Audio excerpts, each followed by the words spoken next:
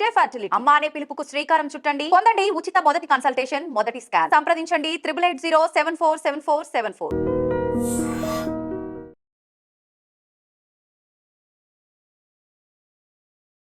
నమస్తే, welcome to I dream. నేను మీ ఝాన్సీ.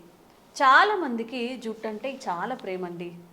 ఎక్కువగా ఏవో ఒక ప్యాక్స్ వేసుకుంటూ ఉంటారు, ఆయిల్స్ చేంజ్ చేస్తూ ఉంటారు, యూట్యూబ్లో ఏది కనిపిస్తే అది ట్రై చేస్తూ ఉంటారు. బట్ రిజల్ట్ మాత్రం కనిపించరు. నిజంగా మనకి ఒత్తైన జుట్టు రావాలి అన్నా, హెల్దీగా ఉండాలి అన్నా మళ్ళీ మొదటికే ఆహారపు అలవాట్లు, మనం ఎలా ఉంటే మంచిది, ఏ ఆయిల్స్ వాడితే మంచిది. ఎవరిలో చాలా ఒక పెద్ద సమస్య కూడా ఏంటంటే గ్రే హెయిర్, తెల్ల జుట్టు నల్లగా అవుతుందా, కొన్ని వందల వీడియోస్ వస్తూ ఉంటాయి యూట్యూబ్లో. మరి ఆ వీడియోస్లో వాస్తవాలు ఎంత, ఈరోజు డిస్కస్ చేద్దాము. ప్రస్తుతం అంతా ఉన్నారు చిలిమల శ్రీనివాస్ గారు, ఆయుర్వేద వైద్యులు. నమస్కారం అండి. సార్, 40+ ఉన్న వాళ్ళు కూడా జుట్టుని న్యాచురల్గా నల్లగా చేసుకోవడం ఎలా అంటే కొన్ని లక్షల వీడియోస్ వస్తాయి, చాలా రెసిపీస్ ఉంటాయి, ట్రై చేసి విసిగిపోతూ ఉంటారు. నిజంగా మన హెయిర్ ఒక సర్టెన్ ఏజ్ తర్వాత నల్లగా అవుతుందా? ఇవన్నీ వృధా ప్రయత్నాలు అంటారా? ఫస్ట్ ఆఫ్ ఆల్ మీరు అన్నట్టు హెయిర్ అనేది మన కాన్ఫిడెన్స్ని పెంచేది. ఎవరికైనా కానీ ఒత్తైన హెయిర్ ఉండాలని చూస్తుంటాము. ఎస్పెషల్లీ బిఫోర్ మ్యారేజ్ అయితే అందరికీ ఇది గల, అమ్మాయిలో కానీ అబ్బాయిలో కానీ ఎగ్జాక్ట్లీ జుట్టు ఉందా లేదా అని చూస్తారు. ఎగ్జాక్ట్లీ. అయితే మనం చూస్తే ఎందుకు ఆ ధోరణి స్టార్ట్ అయింది అంటే, మీరు చూస్తే ఏంటంటే మీరు అన్నట్టు 100% ఫుడ్ మళ్ళీ తిరిగి వచ్చినా కానీ మనం ఏం చెప్పినా మన ఫుడ్, మన లైఫ్ స్టైల్ అనేది ఉంటుంది. బట్ దానికన్నా ముందు అసలు జుట్టు రాలటము, ఈ గ్రే కలర్ గ్రే హెయిర్ గురించి తెలుసుకోవాలంటే, ఇది ఆండ్రోజెనెటిక్ అలోపేషియా అంటాం. అంటే ఆండ్రోజెనెటిక్ మేల్ ప్యాటర్న్, మగవాళ్ళు ఉంటే మేల్ ప్యాటర్న్ అంటాం, ఆడవాళ్ళు ఉంటే ఫీమేల్ ప్యాటర్న్ అంటాం. అంటే మీ ఫాలికల్స్ అంటే మీ ఫాదర్ నుంచి అది మీకు గిఫ్ట్, అది మీరు మీకు ఇష్టం ఉన్నా లేకపోయినా వచ్చే గిఫ్ట్. బట్ అదొక 60% ఉంటే జుట్టు రాలడానికి నేను చెప్పేది కాదు. ఇంకో 30% ఏంటంటే మన లైఫ్ స్టైల్, అంటే సరైన పోషకాహారాలు ఉన్న ఫుడ్ తీసుకోకపోవటము. ఎందుకంటే మనకి జుట్టుకు కావాల్సింది, మీరు చూస్తే ఫాలికల్ స్ట్రెంత్నింగ్ కావాల్సింది కాల్షియం ప్యాంటోథెనేట్ అంటాము, పొద్దున వచ్చే ఎండ D3 అంటాము, అలానే విటమిన్స్ K కానివ్వండి, విటమిన్ B కానివ్వండి, అంటే అన్ని రకాల విటమిన్స్ బాడీకి అవసరము. అలానే పొల్యూషన్ ఫ్రీ కూడా ఉండాలి. అంటే మనం ఎంత పొల్యూషన్లో వెళ్ళినప్పుడు మన జుట్టుకి ఆ పొల్యూషన్ వల్ల కూడా ఇరిటేట్ అవి ఫాల్ అయ్యే ఛాన్స్ ఉంటాయి. సో 70% జెనెటిక్ ఉన్నా కానీ 30% అనేది ఈ మిగతా విషయాల మీద మన లైఫ్ స్టైల్, మన ఫుడ్ మీద ఉంటుంది. అయితే కారణాలు చూసుకుంటే ఇవైనప్పుడు మీరు అన్నట్టు మరి అది ఒక ఏజ్ తర్వాత ఏంటి అంటే, ఇప్పుడు జనరల్గా మీ పేరెంట్స్కి వాళ్ళకి హెయిర్ ఫాల్ లేకపోయినా వాళ్ళ క్యారియర్స్ అంటాం, వీళ్ళల్లో ఆ ఛాన్సెస్ ఉంటాయి. ఎందుకంటే వీళ్ళ వీక్ ఇమ్యూనిటీ వల్ల, ఇది చెప్పిన లైఫ్ స్టైల్ డిజార్డర్స్ వల్ల కూడా హెయిర్ ఫాల్ అనేది ఉంటుంది. కొన్ని ఇతర జబ్బుల వల్ల, లైక్ టైఫాయిడ్ కానివ్వండి, ఏదైనా వైరల్ ఎఫెక్ట్స్ వచ్చినప్పుడు కూడా హెయిర్ ఫాల్ అనేది చూస్తుంటాం. బట్ ఆ కండిషన్స్లో ఏంటంటే ఆ ఫీవర్ అవన్నీ తగ్గిపోయి మళ్ళీ అది బాడీ నార్మల్ అయినప్పుడు మళ్ళీ హెయిర్ గ్రోత్ అనేది చూస్తుంటాం. ఆడవాళ్ళలో కూడా ఏంటంటే ఈ హార్మోన్స్ వల్ల, థైరాయిడ్ అని కానివ్వండి, వేరే ప్రొజెస్ట్రాన్, ఈస్ట్రోజన్ హార్మోన్స్ దెబ్బతిన్నప్పుడు కూడా ఫస్ట్ థింగ్ చూసేది ఏంటంటే హెయిర్ ఫాల్ అనేది చూస్తుంటాం. అయితే ఇక్కడ గ్రే హెయిర్ అనేది ఏంటంటే మనకి తెలుసు అందరికీ, మన స్కిన్కి కొన్ని పిగ్మెంట్స్ ఉంటాయి, దాన్ని మెలనోసైట్స్ అంటాం. అలానే హెయిర్కి కూడా కలరింగ్ ఇచ్చే, ఈ హెయిర్కి కలరింగ్ ఇచ్చే ఈ మెలనోసైట్స్ అనేవి మనకి మన సన్ నుంచి కానీ మనకి ఈ రేస్ నుంచే వస్తుంటాయి.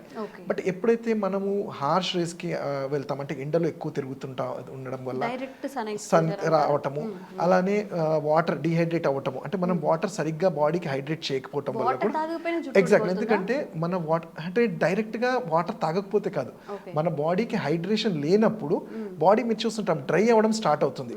డ్రై అవ్వడం స్టార్ట్ అవ్వడం అంటే ఏంటంటే ప్రతి కణంలో బాడీకి నరిష్మెంట్ జరగదు. అందుకనే కదా ఏ వ్యాధికి వచ్చినా ఏ డాక్టర్ అయినా ఎందుకంటే వాటర్ సరిగ్గా తీసుకోండి అంటాం. సో దట్ మన బాడీ హైడ్రేట్గా ఉంటే ఈ ప్రాబ్లమ్స్ అన్ని ఈజీగా సాల్వ్ అవుతాయి.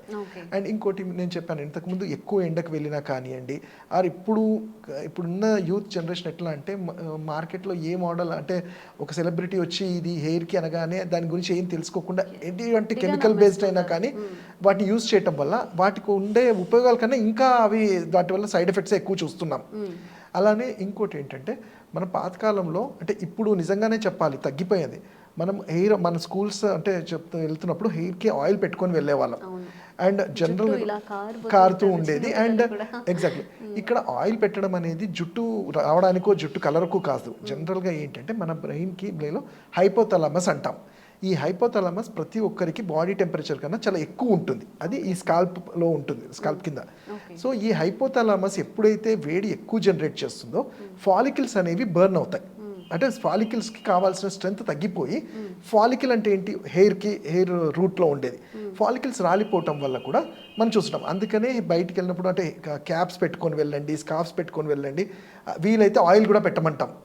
ఎందుకంటే ఆయిల్ అనేది జనరల్గా మనం చూస్తే ఏంటంటే ఏదేదో హెయిర్ కోసం నాకు ఇచ్చారు, హెయిర్ గ్రోత్ కోసం, అది ఒక 30-40% ఉన్నా కానీ మెయిన్ రీజన్ ఏంటంటే స్కాల్ప్ స్ట్రెంథనింగ్ కోసం మనం ఇస్తుంటాం. అలానే జనరల్గా ఈ 40 ఇయర్స్ మీరు అప్పుడు 25-30 ఇయర్స్ వాళ్ళల్లో గ్రే హెయిర్ వచ్చిందంటే మనం ఇవన్నీ కరెక్ట్ చేయొచ్చు. వాళ్ళ డైట్ కానివ్వండి, వాళ్ళ లైఫ్ స్టైల్లో ఏంటి పోషకాహారాలు ఎలా ఉన్నాయో అన్నీ తీసి కరెక్ట్ చేయొచ్చు.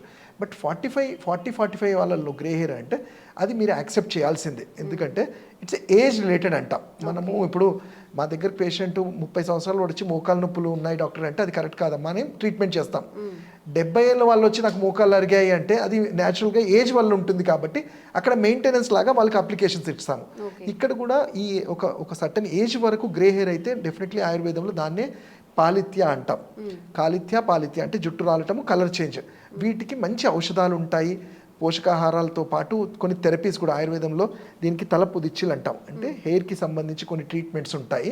ఇవి చేయటం వల్ల స్కాల్ప్ స్ట్రెంథన్ అయ్యి వాళ్ళలో మంచి చేంజెస్ కనబడతాయి. బట్ ఒక సర్టన్ ఏజ్ తర్వాత మనం అంతగా ఇంప్రూవ్ చూడము. కాకపోతే వాళ్ళల్లో కూడా మెయింటెనెన్స్ అంటే ఉన్న హెయిర్ని ఇంకా గ్రే కాకుండా మెయింటైన్ చేసుకోవడానికి సింపుల్ చిట్కాలు ఉంటాయి. మన ఇంట్లో దొరికే మెంతి కూరని, అంటే ఇది ఎవరమైనా యూజ్ చేయొచ్చు. మెంతి కూరని మన మందార ఆకుని పేస్ట్ లాగా చేసి వారంలో 1-2 రోజులు మంచిగా దానికి హెయిర్ ప్లాక్ పెట్టేస్తే దానివల్ల కూడా ఈ స్కాల్ప్ స్ట్రెంథనింగ్ అనేది ఉంటుంది, కలరింగ్ అనేది ఉంటుంది. అలానే ఇంకోటి ఏంటంటే ఆయుర్వేదంలో ఎప్పుడైనా ఇది ఏంటంటే ఇది కఫస్థానంలో ఉంది, అబోవ్ ద చెస్ట్ ఉంటుంది కాబట్టి నస్యకర్మ అంటాం.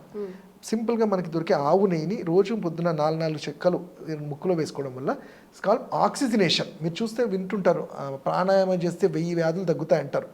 ఎందుకంటే అది నిజమే. ఇక్కడ మేము ఇచ్చే నస్యకర్మలో కూడా ఆ ఘృతం అనేది ఆక్సిజనేట్ చేయటం వల్ల స్కాల్ప్ వీక్ అవ్వకుండా ఉంటుంది. ఇక్కడ స్కాల్ప్ వీక్ అయితే ఏమవుతుందంటే మీరు చూడొచ్చు, నేను ఇంతకుముందు చెప్పాను ఫాలికల్ అని చెప్పాను.